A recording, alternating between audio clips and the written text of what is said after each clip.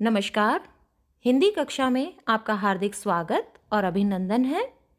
मैं डॉक्टर आशा आज आपके लिए संधि भाग 3 लेकर आई हूँ, जिसमें हम विसर्ग संधि की विस्तार पूर्वक चर्चा करेंगे। विसर्ग संधि के सभी नियमों को ध्यानपूर्वक समझेंगे। तो चलिए शुरू करते हैं। अब हम विसर्ग संधि की परिभाषा देखते हैं कि विसर्ग संधि किसे कहते हैं। अगर परीक्षा के संदर्भ में परिभाषा लिखनी आ जाए तो ध्यानपूर्वक सुनिए। विसर्ग का स्वर या व्यंजन से मेल होने पर विसर्ग में जो विकार या परिवर्तन उत्पन्न होता है उसे विसर्ग संधि कहते हैं। मतलब क्या है कि यदि कि संधि चिन्ह से पूर्व विसर्ग हो और संधि चिन्ह के बाद या तो स्वर हो या व्यंजन हो और उनके मेल से जो विकार उत्पन्न होता है उसे विसर्ग संधि कहते हैं। उदाहरण देखिए, जैसे मन है जमा में योग, क्या बना? मनोयोग। निहि जमा में धन, निर्धन। दुह जमा में फल, दुष्फल। तो इसके नियमों के आधार पर आगे हम देखेंगे कि ये विसर्ग में परिवर्तन किस प्रकार से हो रहा है। आगे हम इसे नियमानुसार करते हैं। विसर्ग संधि का पहला नियम है, वो क्या है? विसर्ग का ओ में परिवर्तित हो जाना। मतलब विसर्ग जो है, विसर्ग के स्थान पर ओ आता है, वो किस प्रकार से आता है ये ध्यान से देखिए कि यदि विसर्ग से पहले अस्वर हो और विसर्ग के बाद भी या तो अस्वर हो या व्यंजन में किसी भी वर्ग का तीसरा, चौथा, पांचवा वर्ण। वर्ग समझ गए ना आप? मैंने पीछे भी संधि में जिक्र किया था कि हमारे वर्ग जो है 5 होते हैं। क वर्ग, च वर्ग, ट वर्ग, त वर्ग और प वर्ग, और हर एक वर्ग में 5-5 वर्ण होते हैं। तो यहाँ पर हम देखिए कि संधि चिन्ह के बाद या तो स्वर हो या व्यंजन में किसी भी वर्ग का तीसरा, चौथा या पांचवा वर्ण हो या फिर य, र, ल, व, ह हो तो विसर्ग किस में परिवर्तित हो जाएगा? ओ में परिवर्तित हो जाएगा। आप इस चार्ट को एक बार ध्यानपूर्वक देखिए। विसर्ग दिखाई दे रहा है आपको। विसर्ग से पहले क्या है? अस्वर है। और विसर्ग के बाद कौन कौन सी ध्वनियां दी हुई हैं? या तो अस्वर हो या फिर किसी भी वर्ग का तीसरा, चौथा, पांचवा वर्ण हो या फिर य, ल, व, ह तो विसर्ग ओ में परिवर्तित हो रहा है। अब इसका एक उदाहरण समझने का हम प्रयास करते हैं। जैसे मन है जमा में योग, क्या बना? मनोयोग। अब यहाँ पर देखिए कि हम विसर्ग को अलग करते हैं कि विसर्ग जो है किसी भी स्वर के बिना आ ही नहीं सकता है। तो हमने यहाँ पर देखा मनः जमा में योग है तो मनः में से विसर्ग अलग किया। बाद वाला शब्द, एक चीज का ध्यान रखना आप इसमें कि जो परिवर्तन हो रहा है वो सिर्फ और सिर्फ विसर्ग में हो रहा है। बाद वाला जो शब्द है, संधि चिन्ह के बाद वाला जो शब्द है उसमें परिवर्तन नहीं हो रहा है। लेकिन अब जो विसर्ग परिवर्तित हो रहा है वो कौन से वर्ण में परिवर्तित हो रहा है ये ध्यान रखेंगे हम दूसरे शब्द के आधार पर। वैसे तो दोनों में होगा। तो आप देखिए मनः जमा में योग हुआ तो विसर्ग जो है ओ में परिवर्तित हो गया। अब न के साथ ओ की मात्रा लगेगी तो क्या बन जाएगा? मनो। मनो जमा में योग, मनोयोग। आगे है तपह जमा में वन, क्या बना? तपोवन। इसका दूसरा उदाहरण देखिए आप, दूसरी तरफ, दाहिनी तरफ इसका दूसरा उदाहरण है तपह जमा में वन, तपोवन। अब वही उदाहरण, प में से हमने स्वर विसर्ग को अलग किया तो विसर्ग परिवर्तित हुआ ओ में, तो प के साथ ओ की मात्रा लगाई तपो जमा में वन शब्द बना हमारा तपोवन। अब विसर्ग का ओ हो जाना, इस नियम को हम और उदाहरणों के माध्यम से समझने का प्रयास करते हैं। देखिए आप ध्यानपूर्वक देखिए। अधः जमा में गति, क्या बना? अधोगति। अधो मतलब होता है नीचे की ओर, अधोगति। तो आपकी सुविधा के लिए मैंने यहाँ पर दोबारा से यही नियम रख दिया है जो पीछे हमने जिक्र किया था नियम का। तो अब आप देखिए दूसरे वाले शब्द का प्रथम वर्ण क्या है? क वर्ग की तीसरी ध्वनि। क्या बताया था? या तो अस्वर हो या किसी भी वर्ग का तीसरा, चौथा, पांचवा वर्ण हो या य, र, ल, व, ह हो तो विसर्ग ओ में परिवर्तित हुआ। तो यहाँ पे संधि चिन्ह से पूर्व जो विसर्ग है वो ओ में परिवर्तित हुआ और ध वर्ण में ओ की मात्रा लगा दी, बना अधोगति। आगे है यशः जमा में दा, यशोदा। पयः जमा में धर, पयोधर। पय मतलब पानी, धर मतलब धारण करने वाले। ये पयोधर हुआ बादल का पर्यायवाची, पानी को धारण करने वाले पयोधर। तपः जमा में वन, तपोवन। वही आ गया, विसर्ग हट गया, बाद में व आ गया वर्ण, तो ओ में परिवर्तित हो रहा है, तो बना तपोवन। तप का वन, तपोवन। मन है जमा में विनोद, मन का विनोद, मनोविनोद बना। मन है जमा में रम, कि जो मन को रमता है, मनोरम। मन है जमा में कामना, मन की कामना, मनोकामना। तो यहाँ पर देखिए आप सभी उदाहरणों में ये ध्यान देना कि दूसरे वाला जो शब्द है हमारा द्वितीय शब्द है, उसकी प्रथम ध्वनि या तो अस्वर है, या वर्ग का तीसरा चौथा पांचवा वर्ण है, या य र ल व ह। आप सभी उदाहरणों में ध्यानपूर्वक देखिए। जैसे मन है जमा में योग, य ध्वनि आ गई, क्या बना, मनोयोग। पय जमा में द, पयोद। ये भी उसी प्रकार से आ गया जो हमने ऊपर उदाहरण देखा था। पय मतलब पानी, द मतलब देने वाले। पानी देने वाले कौन है, पयोद बादल का पर्यायवाची है। अध है जमा में भाग, अधोभाग। मन है जमा में अभिलाषा। अब ये वाला शब्द आप ध्यानपूर्वक देखिए, क्या है, अभी तो ऊपर हमारे सारे व्यंजन आ रहे थे, और अब जो नीचे वाले जो चार शब्द हैं जैसे अभिलाषा, अक्ष, अनुकूल या अरि, इनका प्रथम ध्वनि क्या है, अस्वर है। तो अब इसमें देखिए किस प्रकार से परिवर्तन हो रहा है। मन है जमा में अभिलाषा, मनोभिलाषा। कैसे बना, विसर्ग हमारा किस में परिवर्तित हो रहा है, ओ में, और उसके बाद जो स्वर आ रहा है हमारा, वो उसका हम लोप कर देंगे। वो अ जो स्वर है उसका लोप हो जाएगा और बन जाएगा मनोभिलाषा। क्यों हुआ ऐसा, क्योंकि अगर हम सीधे तौर पर यही कर देते मन जमा में भीलाषा, भीलाषा तो कोई शब्द होता ही नहीं है, तो मन जमा में अभिलाषा, मन की अभिलाषा। इसी प्रकार से परह जमा में अक्ष, क्या हुआ, परोक्ष। परह मतलब परे, अक्ष मतलब होता है, जैसा आप जानते हैं आंखें, आंख का पर्यायवाची होता है, तो ये शब्द बना परोक्ष। वही यहाँ पर हमने अ का लोप कर दिया है और विसर्ग को ओ में परिवर्तित कर दिया, जो आंखों से परे है, परोक्ष, जो प्रत्यक्ष का विलोम है।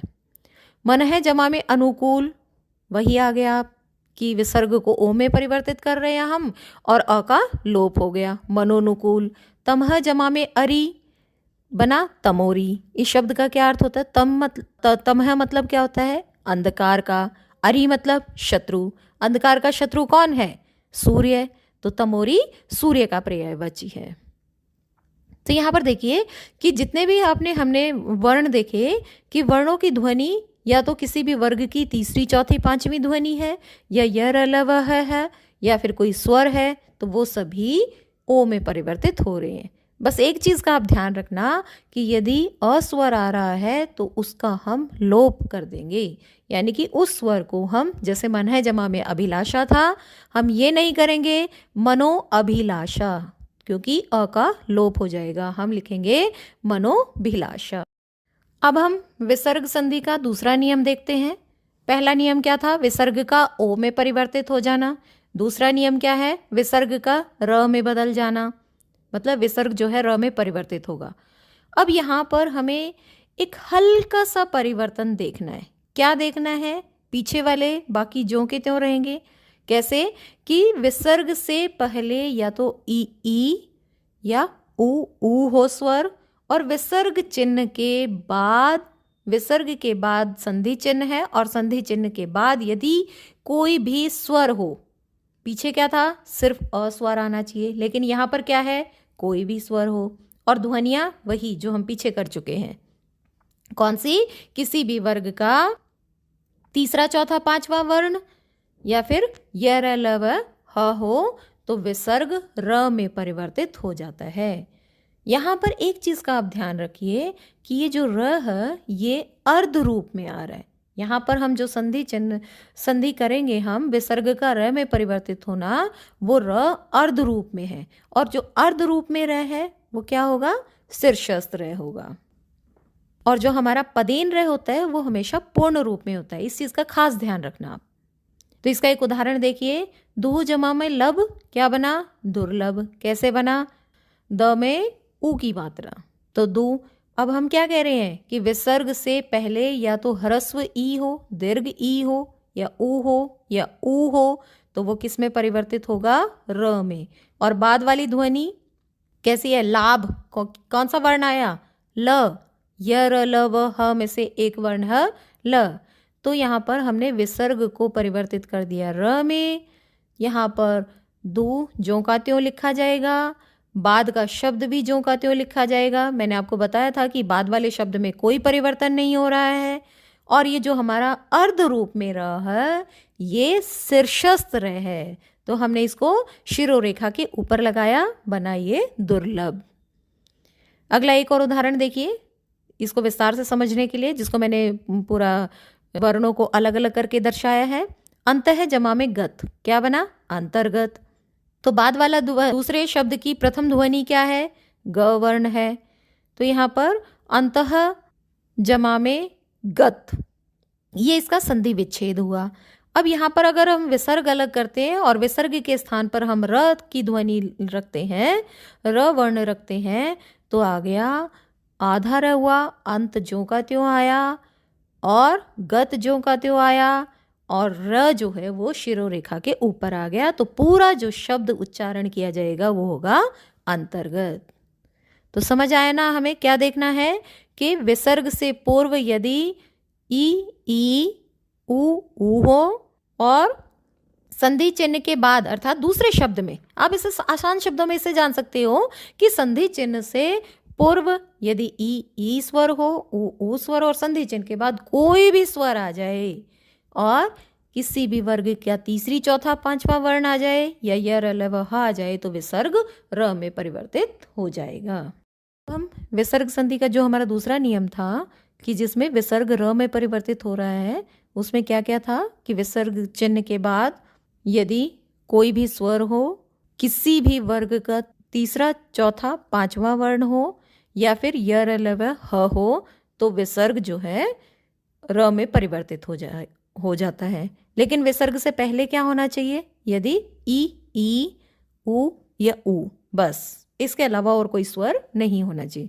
तो आप ध्यान देखिए कि यहाँ पर हमारे जो प्रथम शब्द है उसमें नी जमा में धन, इसमें क्या है? ह्रस्व ई है, फिर ह्रस्व ई। आप एक बार सभी शब्दों पर नजर डालिए कि यहाँ पर जिस भी शब्द में प्रयोग हो रहे हैं ध्वनियाँ, सारे स्वर में ह्रस्व ई, दीर्घ ई, ह्रस्व ऊ और दीर्घ ऊ है। और दूसरे वाला जो शब्द है वो कोई भी स्वर या फिर व्यंजन में वही तीसरा चौथा पांचवा वर्ण, या फिर य र ल व ह। देखिए, नी जमा में धन, निर्धन। नी जमा में दोष, निर्दोष। नी का अर्थ होता है बिना, जैसे निर्धन, बिना धन के, जो गरीब होता है वो निर्धन। निहि दोष, निर्दोष, मतलब जिसका कोई दोष नहीं होता है। आगे है आशी जमा में वाद, आशीर्वाद। वही आ गया ना कि विसर्ग देखिए व के ऊपर चला गया है। तो एक चीज़ आप ध्यान रखिए कि ये जो आशीर्वाद होता है, बहुत सारी अशुद्धियाँ हो जाती हैं इसमें, कि क्या करते हैं, श के तुरंत बाद हम शीर्षस्थ रे लगा देते हैं, लेकिन वो वर्तनी के अनुसार बिल्कुल गलत है, क्योंकि ध्वनि जो आ रही है वो आशी के बाद आ रही है। तो ध्वनि जब आएगी उसके आगे वाला जो वर्ण होता है उसके ऊपर ही र लगाया जाता है। तो आशी जमा में वाद, आशीर्वाद। नी जमा में लिप्त, निर्लिप्त। निहि जमा में जन, निर्जन। दोह जमा में भाग्य, दुर्भाग्य। आप देखिए यहाँ पर हर एक शब्द में देखिए कि आप कॉपी पेन लेके बैठिए और उसमें साथ के साथ आप ये देखते जाइए कि कौन कौन से वर्ण हैं और किस में परिवर्तित हो रहा है। आयु जमा में वेद, आयुर्वेद। धनु जमा में धर, धनुर्धर। आवि ही जमा में भाव, आविर्भाव। आगे हमारा इधर देखिए दूसरी तरफ जो दूसरी पंक्ति में आगे हमारे सारे स्वर आ गए हैं।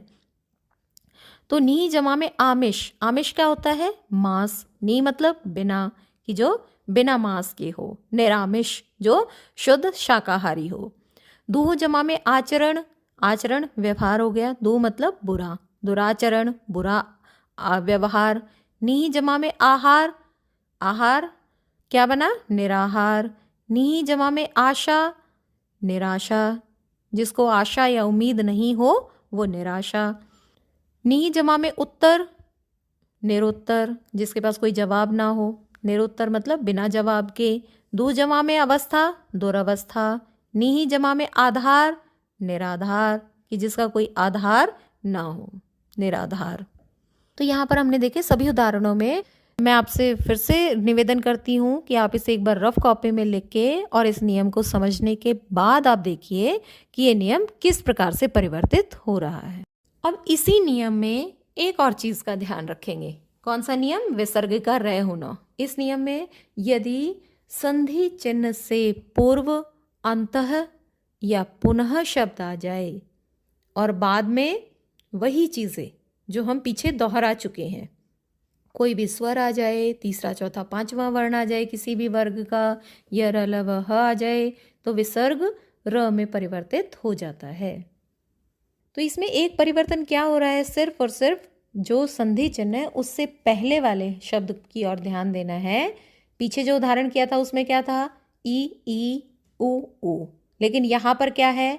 अंतः या पुनः में से कोई भी शब्द, इन्हीं दो शब्दों का चुनाव करना है हमें, और शब्दों को नहीं देखना है।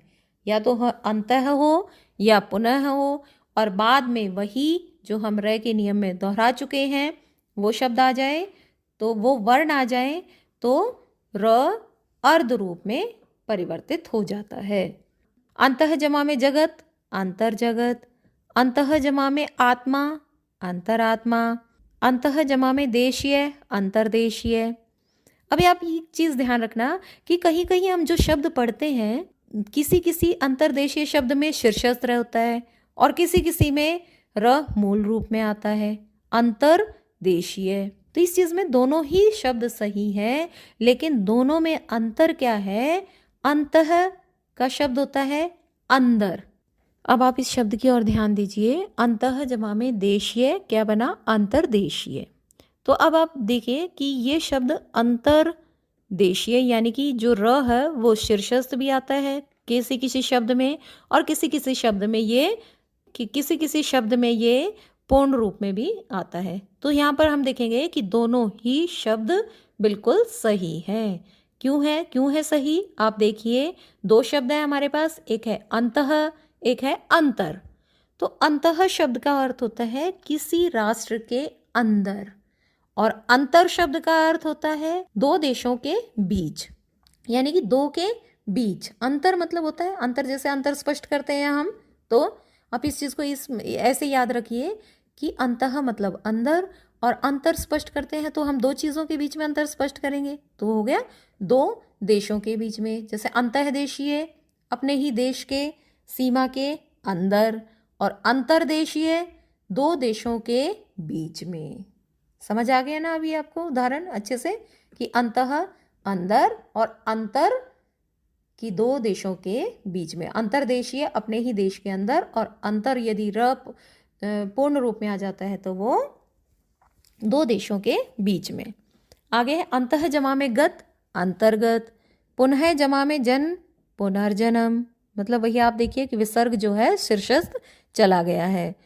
पुनः जमा में अवलोकन, पुनरावलोकन। अब आप इस चीज को ध्यान रखना, ये थोड़ा सा अंतर हो गया क्योंकि यहाँ पर क्या आ गया? र पूर्ण रूप में आ गया। कैसे आया? कि यहाँ पर हम क्या बता रहे हैं कि अंतः या पुनः शब्द हो तो विसर्ग जो है र में परिवर्तित हो रहा है, और र भी कौन सा? अर्ध रूप में। अब यहाँ पर देखिए कि पुनः जो का त्यों लिखा गया, विसर्ग का बन गया अर्ध रूप में र, और अवलोकन यानी कि अर्ध रूप में र के साथ अ मिला स्वर, तो उसको र को पूर्ण रूप में दे दिया और बन गया पुनरावलोकन।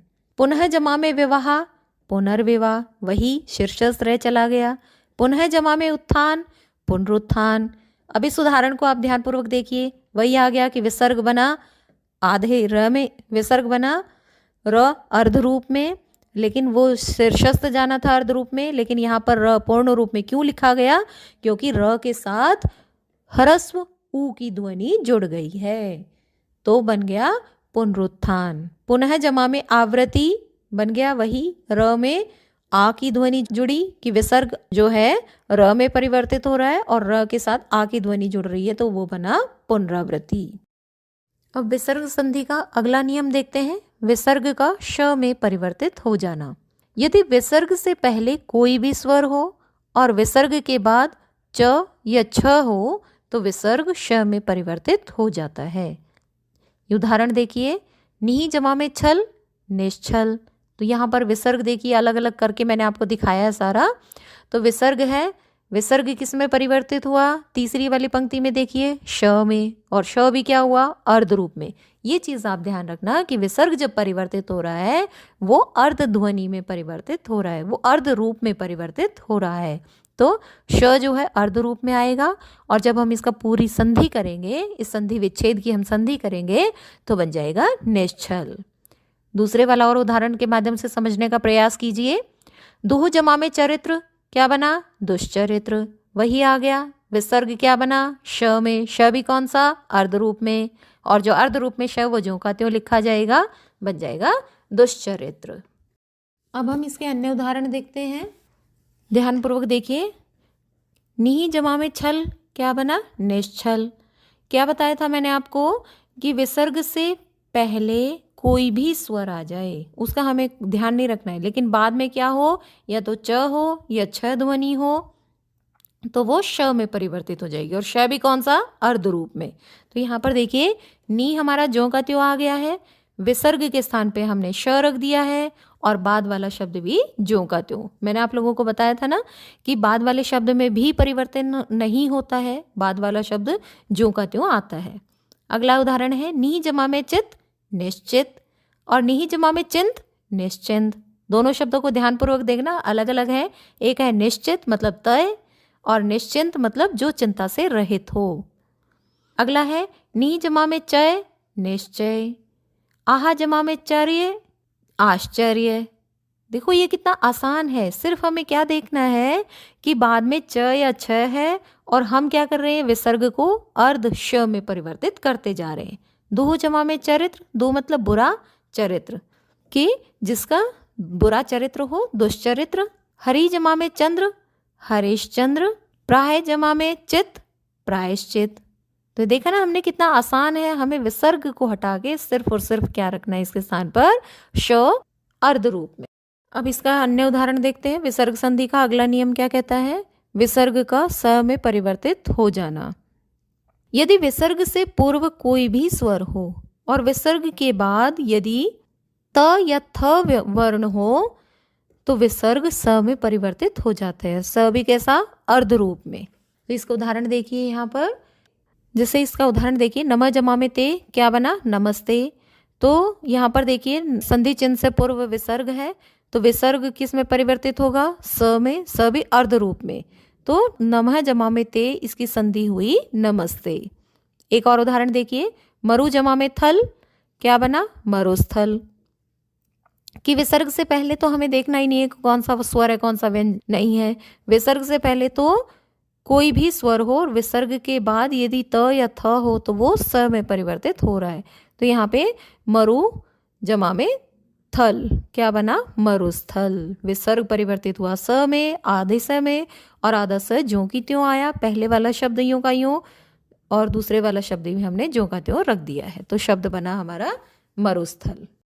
इसके अन्य उदाहरण देखते हैं हम। मनः जमा में ताप क्या बना? मनस्ताप। वही आ गया ना, मैंने बताया कि विसर्ग अर्ध स में परिवर्तित होगा।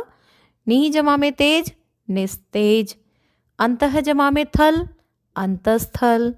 नमः जमा में ते, ये उदाहरण पीछे आ चुका है हमारा, जिसे विस्तार से समझाया मैंने आपको, नमस्ते। वी जमा में तार विस्तार। दू जमा में तर क्या बना? दुस्तर। मरु जमा में थल, ये वाला भी उदाहरण हमारा पीछे विस्तार से मैंने आपको खोल के समझाया था, क्या बना? विसर्ग जो है स में परिवर्तित हुआ, और दोनों शब्द ज्यों के त्यों आ रहे हैं, दोनों शब्द ज्यों के त्यों आ रहे हैं, तो शब्द बना हमारा मरुस्थल। अब इसमें एक थोड़ा सा और परिवर्तन है इस नियम में। क्या था? हमने पहले क्या देखा था कि विसर्ग से पहले यदि कोई भी स्वर हो और बाद में त या थ ध्वनि हो तो वो स में परिवर्तित हो रहा है। लेकिन अगर विसर्ग से पहले यदि अ या आ स्वर हो और विसर्ग के बाद क या प ध्वनि हो तो विसर्ग स में परिवर्तित हो जाता है। तो उस नियम में क्या था हमारा, विसर्ग से पहले कोई भी स्वर, विसर्ग के बाद त था, लेकिन यहाँ पर क्या है, विसर्ग से पहले अ और आ और बाद में क प। इसे याद रखना, कप, कप के नाम से भी याद रख सकते हो आप। तो इसके उदाहरण देखते हैं हम। पुरह जमा में कार, पुरस्कार, वही आ गया कि सिर्फ और सिर्फ विसर्ग में परिवर्तन हो रहा है, विसर्ग के स्थान पर अर्ध से आ गया। वाचः जमा में पति, वाचस्पति। पुरह जमा में कृत, पुरस्कृत। तिरह जमा में कार, तिरस्कार। नमः जमा में कार, नमस्कार। तो मैंने आपको समझाया ना कि विसर्ग स में परिवर्तित हो रहा है। अगला नियम है हमारा विसर्ग का श में परिवर्तित हो जाना। ध्यानपूर्वक सुनिए। यदि विसर्ग से पहले ई या ऊ हो और विसर्ग के बाद क ख ट ठ प फ हो तो विसर्ग श में परिवर्तित हो जाता है। अब इन वर्णों को आप कैसे याद करेंगे? जो हमारे 5 वर्ग है ना, क वर्ग, च वर्ग, ट वर्ग, त वर्ग और प वर्ग। तो हमने क वर्ग ले लिया, 2 व्यंजन क ख। च वर्ग हमने छोड़ दिया, फिर हमने ट वर्ग के 2 वर्ण ले लिए, फिर त वर्ग छोड़ दिया, फिर प वर्ग ले लिया। मतलब एक वर्ग लेते जा रहे हैं और एक छोड़ते जा रहे हैं। क वर्ग लिया, च छोड़ा, ट वर्ग लिया, त छोड़ा और प वर्ग ले लिया। याद रहेगा ना अब आपको ऐसे? तो विसर्ग से पहले यदि ई या ऊ हो, ह्रस्व, दोनों ही स्वर ह्रस्व हैं, और बाद में क ख ट ठ या प फ हो तो विसर्ग श में परिवर्तित हो जाता है। जैसे नी जमा में कपट, क्या बना? निष्कपट। तो वही हम अलग अलग करके देखते हैं। दूसरे वाली पंक्ति में देखिए, विसर्ग यहाँ पर आपको स्पष्ट रूप पर लिखकर दिखाया है कि विसर्ग श में परिवर्तित हो रहा है और श भी अर्ध रूप में। ये ध्यान रखना, आप बार बार बता रही हूँ मैं आपको इस चीज को कि जो विसर्ग के बाद परिवर्तित हो रहा है व्यंजन या वर्ण, कोई भी परिवर्तित हो रहा है तो वो अर्ध रूप में होगा। विसर्ग के बाद जो व्यंजन परिवर्तित हो रहा है वो अर्ध रूप में होगा। एक अगला उदाहरण है दू जमा में कर्म। यहाँ पर वो देखिए अलग अलग शब्दों को आपको दिखाया, विसर्ग को हटाकर विसर्ग के स्थान पर श रख दिया और श भी कैसा? अर्ध रूप में। तो यहाँ शब्द में भी अर्ध रूप में आएगा, दू जमा में कर्म, दुष्कर्म। आगे हम इसके उदाहरण देखते हैं। जैसे नी जमा में कपट, क्या बना? निष्कपट। नी जमा में काम, निष्काम। नी जमा में कपक्ष, निष्पक्ष। ये आप देखिए बहुत ही आसान है। आप इसमें उत्तर पुस्तिका लेकर बैठिए और उसमें शब्द लिखते जाइए ताकि आपको समझ में आए कि कहाँ क्या परिवर्तन होकर क्या चीज़ परिवर्तित हो रही है। संधि के नियमों के अनुसार संधि विच्छेद के जो शब्द हैं ये संधि किस प्रकार से हो रहे हैं। दू जमा में परिणाम, दुष्परिणाम। आवी जमा में कार, आविष्कार। वही हो गया ना कि आवी के बाद विसर्ग है, विसर्ग हटाकर हमने श में लिखा और बाद में कार शब्द जो का त्यों है तो श भी अर्ध रूप में आ गया शब्द में। दू जमा में प्रचार, दुष्प्रचार। नी जमा में प्रभाव, निष्प्रभाव। दू जमा में कर्म, क्या बना? दुष्कर्म। तो देखा ना आपने कि संधि चिन्ह से पूर्व यदि ई या ऊ है और बाद में हमारे क ख ट ठ प फ और बाद में वही क ख ट ठ और प फ वर्ण हो तो विसर्ग श में परिवर्तित हो रहा है। अब हमारे यहाँ पर 2 मुख्य नियम और हैं। कौन कौन से? एक तो है विसर्ग का ज्यों का त्यों बने रहना और दूसरा है विसर्ग का लोप हो जाना। विसर्ग ज्यों का त्यों कब रहता है? जब विसर्ग से पहले अस्वर हो और विसर्ग के बाद क ख प फ हो तो विसर्ग ज्यों का त्यों रहता है। उदाहरण देखिए, अंतः जमा में करण, अंतःकरण। हमें इनमें कुछ भी बदलाव नहीं करना है, जैसा शब्द है हमने उसको ज्यों का त्यों ही रख दिया है। प्रातः जमा में काल, प्रातः काल। अंतः जमा में पुर, क्या बना? अंतःपुर। तो यहाँ पर आपने देखा ना इन उदाहरणों में कि विसर्ग के बाद यदि क ख प फ हो तो विसर्ग ज्यों का त्यों बना रहता है, लेकिन विसर्ग से पहले भी क्या होना चाहिए? अ स्वर होना चाहिए। दूसरा हमारा शब्द नियम क्या कहता है कि विसर्ग का लोप हो जाना। ये पहले वाला तो हमने देखा विसर्ग ज्यों का त्यों कैसे रहता है। अब हम देखते हैं कि विसर्ग का लोप कहाँ होता है। जब विसर्ग के बाद र आ जाता है तो तब विसर्ग का लोप हो जाता है और विसर्ग के पहले का स्वर दीर्घ हो जाता है। जैसे उदाहरण में देखिए, नी जमा में रव है, क्या बना? नीरव। पहले वाले शब्द में देखिए संधि विच्छेद का जो प्रथम शब्द है उसमें ध्वनि कौन सी है, उसमें स्वर कौन सा है, ह्रस्व स्वर है। लेकिन जब हमने इसकी संधि कर दी तो इसमें प्रथम शब्द में कौन सा स्वर आ गया, दीर्घ स्वर आ गया, ह्रस्व का दीर्घ में परिवर्तन हो जाना। नी जमा में रज, नीरज। नी जमा में रस, नीरस, मतलब जो बिना रस के हो, नीरस। नी जमा में रोग, निरोग। इस चीज़ का ध्यान रखना कि कई बार क्या होता है कि इसमें हम न में जो है ह्रस्व स्वर ही लगा देते हैं, लेकिन नियम हमारा ये बिल्कुल सही है कि नी जमा में रोग, तो इसका हम संधि करेंगे तो जो ह्रस्व स्वर है हमारा दीर्घ में परिवर्तित हो जाएगा। तो यहीं पर हमारी सारी संधि समाप्त होती है। प्यारे बच्चों, यहीं पर हमारे संधि के सारे भेद समाप्त होते हैं। आशा है आपको अच्छे से समझ में आ गए होंगे। धन्यवाद।